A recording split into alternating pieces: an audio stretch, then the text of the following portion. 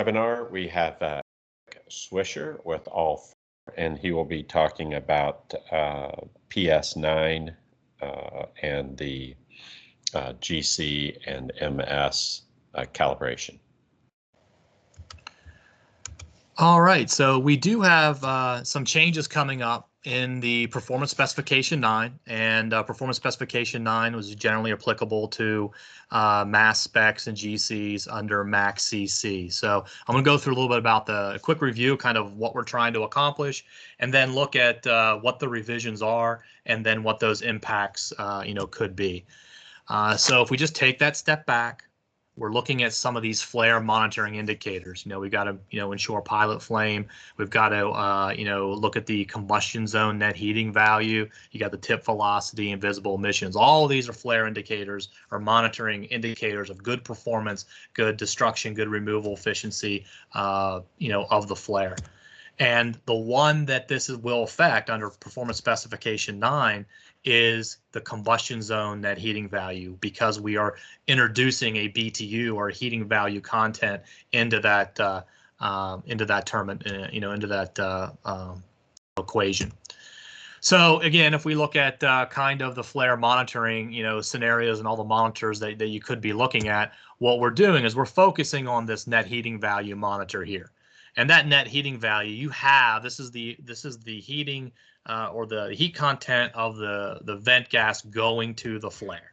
Okay, how do we determine that? Well, we can use a grab sample, where we're taking samples, at various different periods throughout operation.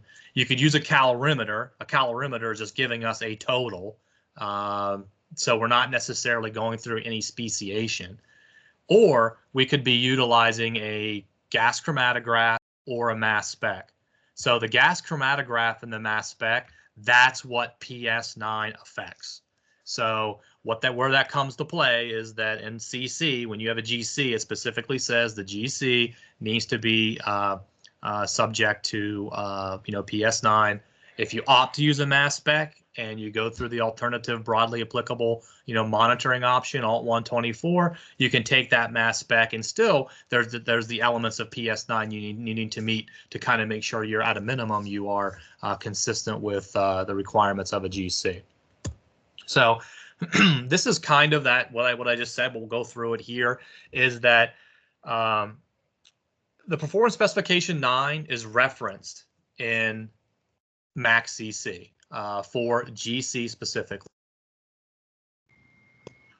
Alt 124 for mass spec that's where they allowed all the PS9 to be applied to a mass spec, so we can utilize that in the refining industry.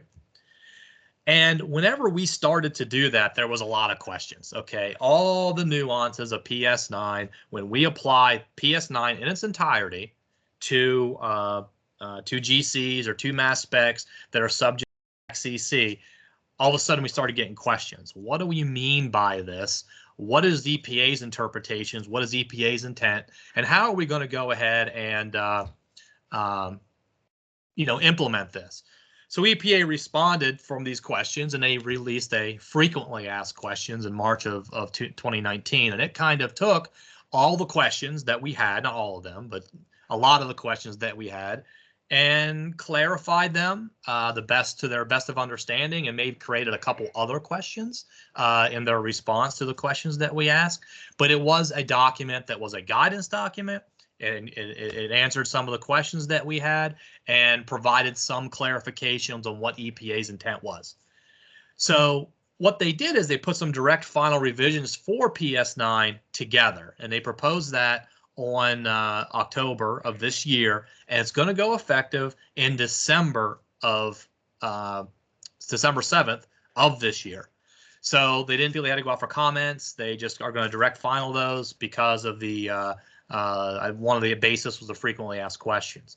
So what this does is, because we have the frequently asked questions and we have the direct final rule, it gives the questions and the answers a lot more backbone, because whereas before we may have implemented something and described something in our site-specific monitoring plan that said, here's how we're doing it to define those gray areas. The frequently asked questions may have clarified those a little bit, but at the end of the day, they're an FAQ document, a guidance document. We may not have implemented it exactly the way the questions were asked or answered because there was still some wiggle room, if you will, inside of those answers. Well, now we got it. Now it's inside of PS9, so that flexibility may not be there depending on some of the decisions you made through the implementation, and then how you justified those decisions. So if you look at PS9, what it comes down to is, what do I got to do from a quality assurance perspective, and when do I got to do it?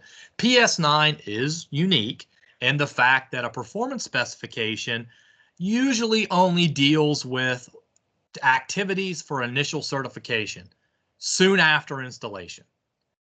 Ongoing quality assurance activities are found in Appendix F. These are found in Appendix B, and you have Procedure 1 for SEMS, 2 particulate, 3, and 4, and so on. There's some ones that are pending out there as well.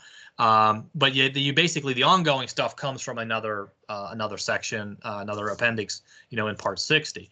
PS9 actually covers both. So PS9 not only addresses what do I got to do at the beginning to certify it, it's what I have to do ongoing.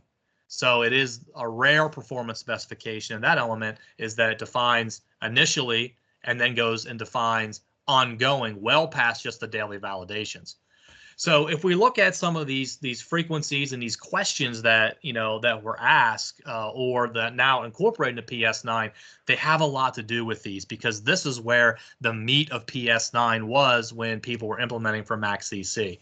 They were questions around multi-point calibration, validations, 7-day drift test, performance audit test, and the mid-level validation that you do every single day. The questions with frequencies, how do I do them, how long do I do them, what type of cylinder gas do I use, do I have to use a protocol certified standard, where do I how many times do I need to do it, what concentrations, a low, mid, and high, single injection, triplicate injection, all that good stuff. How do I analyze it?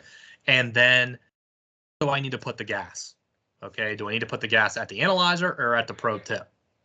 And I'm going to go through the revisions to PS9 on kind of what was in the rule, if there was anything that was in the frequently asked questions, and then what did we ultimately come up with. So we'll do kind of a back and forth comparison just to highlight those differences. And then if there's any impact, if there was any decisions that were made that you might want to just make sure that you don't need to go back and review anything, conduct any additional training or anything, so you are now aligned with the new effective PS9 revisions that will come into play in December 7th of this year. So the first one was on the performance gas audit. The performance gas audit is one of the things that we always see a little bit of confusion around. That what do we have to do this performance gas audit, and when do we have to do it, and what are we trying to accomplish with it? So initially, in the frequencies, you have to do it during your initial 7-day drift period, and then you have to do it quarterly from there on after under CC. And if you look at the initial language, it was really a performance audit gas. It was a certified EPA audit gas when you can get it.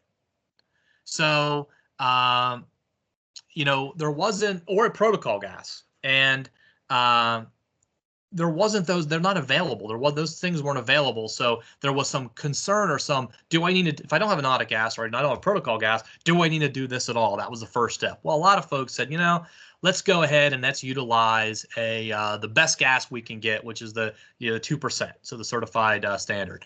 So that's what ended up majority of the folks ended up doing, is utilizing that. And that's real consistent with what EPA added to the PS9. It's also, I'll show you the frequently asked questions. There is one other difference. So now that EPA expanded and they said, hey, if you can't get an audit gas, you can't get a protocol gas, now use a manufactured standard accurate to 2%, right? So they kind of included that in the rule. So no longer, kind of any subjectivity on whether or not you have to do anything. The other area is independent, right? they didn't, in the justification for including these corrections, they didn't necessarily get too much in what they meant by independent. Does that mean independent supplier? Or does that mean independent as something that's different than what you may be using on your daily validation? In the frequently asked questions, they alluded to this from a separate cylinder. Okay, so now we say we can't use the same thing that we're using for our daily validation, even though the daily validation is going, to the back of the analyzer. Our multi-point validation is going to the back of the analyzer. This is going down through the probe, but they are looking at it from a separate cylinder. This is in the frequently asked questions. So if possible, from a second source. Not anyone, there's no one, not many, if there is anyone that I'm aware of that are actually utilizing the second source, like actually independently going out and procuring something from a second source, but they are deemed separate cylinders. So if you look back at that independent, we are interpreting that as independent as separate cylinder and not as a separate source. Again, that is something that I would recommend that you make sure that you are using separate cylinders, have that in, modify your CPMS plan, and then even if there's any interpretation that need to be made around independent, to make sure that this frequently asked question is not changing your interpretation of independent to a separate source, because that could get a little bit more, burdensome with respect to, managing, separate cylinders from different sources. Another revision that EPA had was on the 7-day calibration error test. Now, 7-day calibration error test or 7-day drift test with SEMS, same thing. We were used to those. We do a 0 and a high for 7 days, and we show that our calibration drift does not deviate more than the tolerance, right? And the idea there is to show that, hey, over a 7-day period, I can show that my calibration drift is, I'm not drifting every single 24-hour period. For PS9, it brings a whole other element to the party. You've got to do a multi-point calibration, and you got to do that multi-point calibration 7 days in a row. All right. So you're not just doing a single 0 and high. You are doing the multi-point, which is the low, mid, high, for 7 days in a row. And that's similar to what you're doing on a quarterly basis under CC. So that's a difference in the 7-day drift. That's always been there under PS9. Where they made some changes is initially they started to add this concept of day 0, meaning that a 7-day drift is starts with day 0 and then goes for seven consecutive days. This is something that, until basically where that came from was the frequently asked questions. The frequently asked questions started introducing this day 0 concept and added a 7-day drift for 8 days. That was inconsistent with, how, we would have interpreted these 7-day drifts, but they included that day 0. I see why they did it, because under PS9, you're required to do an initial multi-point validation, and then you would launch into a 7-day drift, because the validation would in turn be a calibration, and then you would validate that calibration for the next 7 days. So I get the concept of day 0, but it's not something that you evaluate over an 8-day period. So what they did is they kind of fixed that in the frequently asked questions and went back and provided this as a 7-day drift. The difference being you're doing a multi-point calibration, which is more similar to what we're used to in other SEMs. The other change is performance audit test procedures, right? This is what I talked about before. There was some question on what's the difference between a multi-point audit that I'm sending a mid-gas to and a performance audit test. I get it. If I have an EPA a blind EPA audit, standard, I get the idea is I have my knowns, I'm calibrating, and I'm testing it against something that's unknown. That makes sense to us. But EPA kind of took it and say, well, there's none of these audit samples that are out there, In fact, there's the protocols aren't available. So, that performance audit test is we're looking at that as a verification of your sampling system, because the only thing that's required to go to near as probe as possible is the performance audit test. So that means we're sending it up and we're bringing it back. And we're doing that using that independent, and we're determining that as separate cylinder than what we would be utilizing for the calibration gases or the multi-point validations. So what they did is they actually added this line: performance audit tests must be conducted through the entire sampling system and analyzer system. So that performance audit test now becomes, the aspect of a blind audit, with an EPA audit sample kind of goes away. And now this is being more focused on, hey, this is the only thing that we're requiring you to go to the probe to verify your sampling system, your whole system, right? So that's what we're going to require you to do. And now it's in the rule. All right. So here's kind of where in the sample, this is out of the frequently asked questions, they actually were in line with this.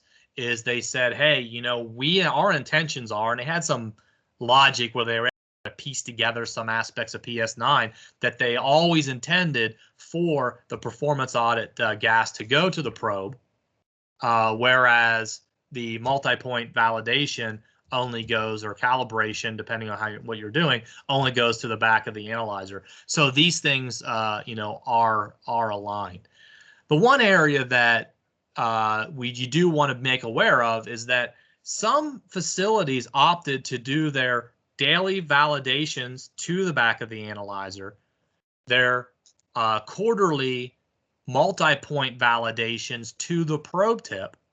And then they were basically saying, well, my mid quarterly is the same as my mid performance audit, because I'm sending it to the probe tip. I'm killing two birds with one stone. May not be the case here, because remember the separate, right? So now that separate and independent have interjected itself into the rule. So, we could very easily make the jump to say you can't kill two birds with one stone any longer, because you are using the same gas, and the intention is to use, different gases. There is technical arguments versus mass specs and GCs that we feel comfortable in making inside of your CPMS monitoring plan to still allow this to occur, just because they operate differently. But validations, calibrations, and how they're being used and what the intent is. But just keep in mind that if you were utilizing that same gas for two purposes, it might be something that you need to dust off, revise, and make sure that your justification is more robust if it needs to be inside of your plan.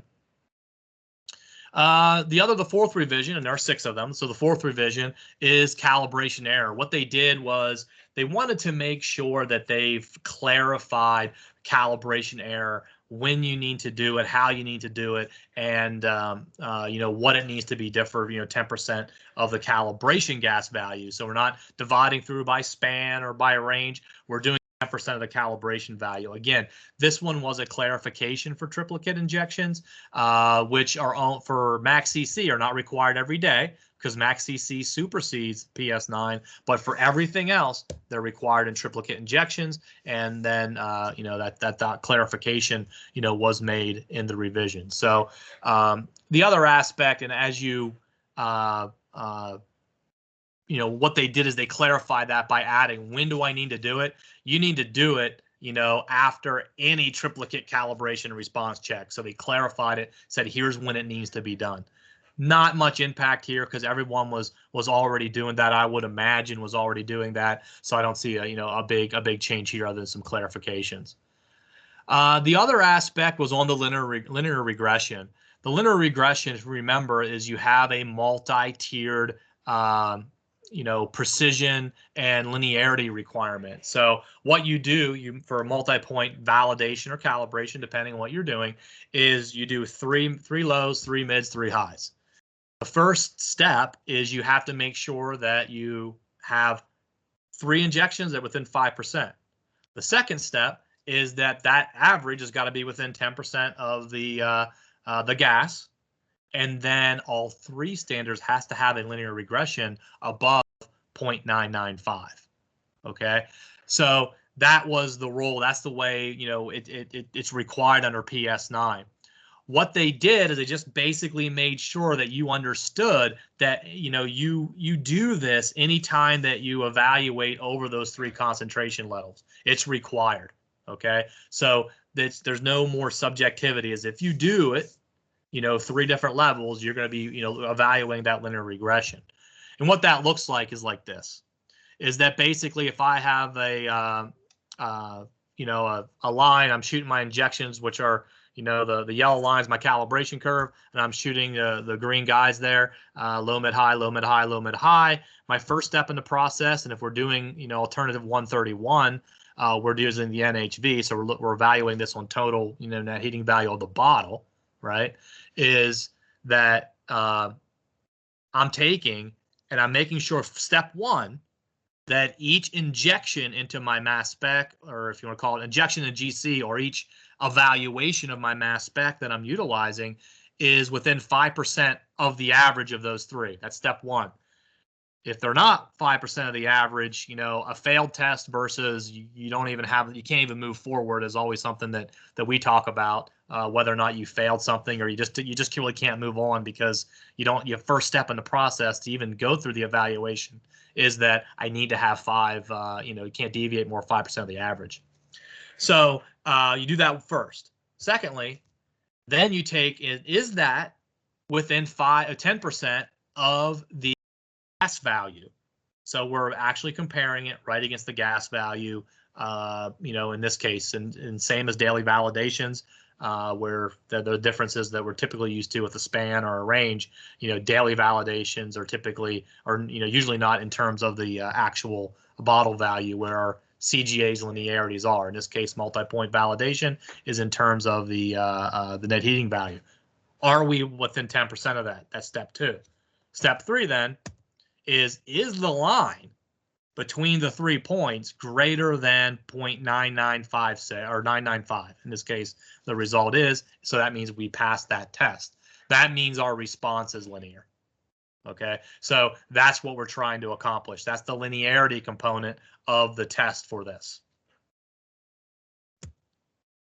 So the last revision to the performance test errors, they actually added a section to help clarify, you know, that what the tolerance is for the performance audit, that you have to be within 10% of the certified value of the cylinder. So they just kind of clarified this, and also gave some indication as if you are using an audit cylinder in the future, somehow they gave you some you put that into reporting requirements and, you know, for evaluation. So if I take away, just do a quick takeaway here, is that, you know, of these 6 changes, we have the performance audit, right? And that, you know, and what gas we're using is there's an independent nature to that audit gas. And then now they've kind of solidified that if you don't have an audit from EPA, if you don't have a protocol level, you need to use a certified 2% accuracy. The 7-day drift, they did the clarifications and corrections around the day 0 versus 7 days. That's pretty typical, not much there. Performance audit, that is now where, you know, we have to inject this gas through the entire system. That was known. However, we are not, you know, that we do see that from time to time in certain locations that may not, have really dove into the requirements of PS9. So that's one thing I would just ensure that you're going through the sampling system, because now you got that regulatory, you know, meat, if you will.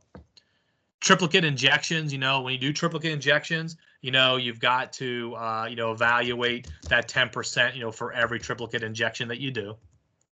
The linear regression, like we just went through, that's the, hey, if I do low, mid, and high, I evaluate for linear regression, and have to be above 0.995. And then they added that clarification to the, the tolerances for the performance audit. So potential impact to these revisions, because of the timing, if you remember, there was the March time frame on the frequently asked questions. There were a lot of things that were moving forward already in the RSR world with doing your CPMS monitoring plans and even some training. A lot of these gray areas were identified, and a lot of decisions were made and written up in the CPMS plan. Then you get the frequently asked questions that come out. Well, if you already have something in place, or a good structure, you start looking at that frequently asked question saying, well, is this enough for me to make changes to what I'm doing? And some folks decided that, you know what, it's still a little bit unclear, or we're reading it this way and we don't have to make a change. So then now, since frequently asked questions have went away and they have been incorporated into the rule itself, now you've got that more meat on the bone. So the frequently asked questions and the guidance nature of the frequently asked questions, you want to make sure you revisit those and and to confirm that nothing needs to change between what you're currently doing now. And then also with any changes, in fact, just in general, with the PS9 stuff, it's a good time after doing this for a little bit to maybe check in on some of that training and that refresher, especially if there's anything that changed out of these PS9 revision impacts. So they are effective December 7th of this year, and that's when they become generally applicable. So that's it on the updates. Does anyone have any questions or thoughts on this?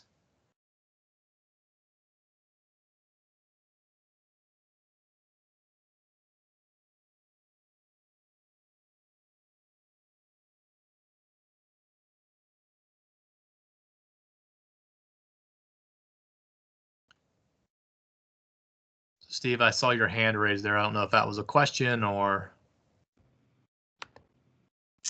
Yep, sorry, Eric. I was talking. I had muted myself for your benefit so that I wasn't making noise in the background. Sorry. Okay. Excellent presentation. Very crisp, very concise, very clear, to the point. We will be posting this on our website and on our YouTube channel. And we will post on LinkedIn on April 7th, the day this comes out and is final. But it's a great presentation. We very much appreciate your time and consideration today. Clearly, you're very, very knowledgeable. And again, we very much appreciate the feedback, or very much appreciate the presentation, quality presentation. All right, excellent. Well, thanks, guys. Okay, take care. See you. Bye-bye. Bye-bye.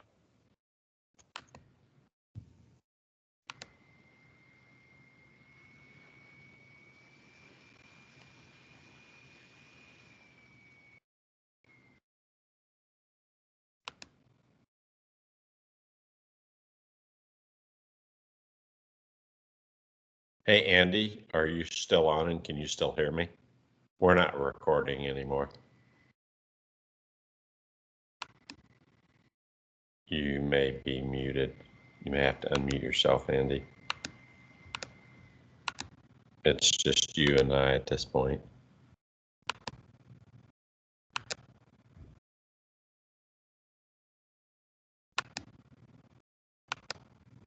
Oh, I need to take control, I think.